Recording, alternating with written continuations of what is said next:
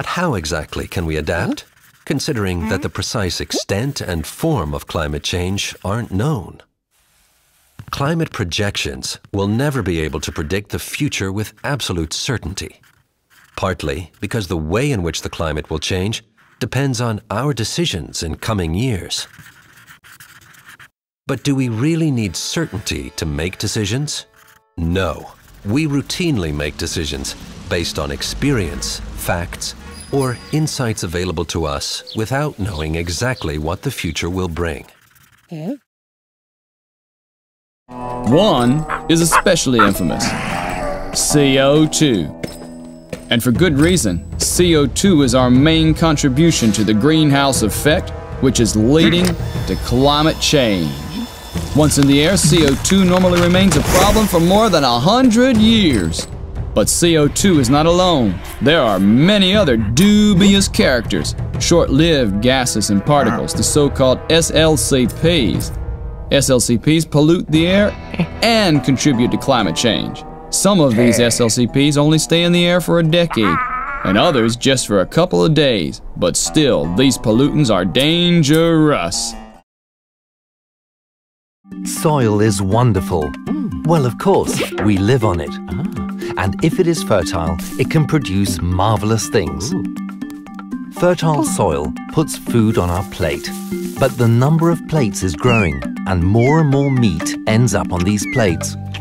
And part of what we previously put on our plates, we now put into our petrol tanks. This again requires more fertile soil. Productive land is becoming scarce. When algae die, they sink to the bottom of the ocean and simply take the CO2 with them. Well, that's the theory. But how much CO2 could actually be taken up by ocean fertilization is really uncertain. What is certain is that there would be risks, especially because algae is a key link in the food chain. Algae gets eaten by small animals that get eaten by larger animals, and so forth. Messing with the food chain can have fatal consequences. Furthermore, ocean fertilization can cause the production of laughing gas, an extremely effective greenhouse gas.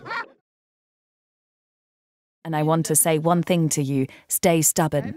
And, to put it bluntly, don't be afraid to get on politicians' nerves from time to time. I wish you all the very best of discussions. It has been a privilege to speak to you. Thank you very much indeed. I think it was incredibly inspiring, and I would ask that we find ways to have the Chancellor say such things in Washington, in Beijing, in other countries, because people will listen. Researchers, policymakers and all the rest of them, I mean, they're hoping to deliver solutions for problems which will benefit people.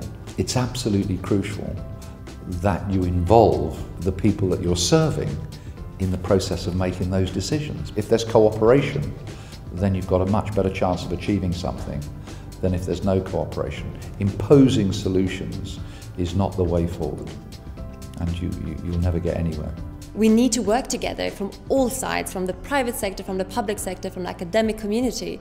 So it's really crucial that we find this common language, and stakeholder dialogue is a tool for this to happen. According to the World Bank, more than 20% of India's population live below the poverty line. Their life takes place on the street. It is these people who suffer most from the impacts of climate change.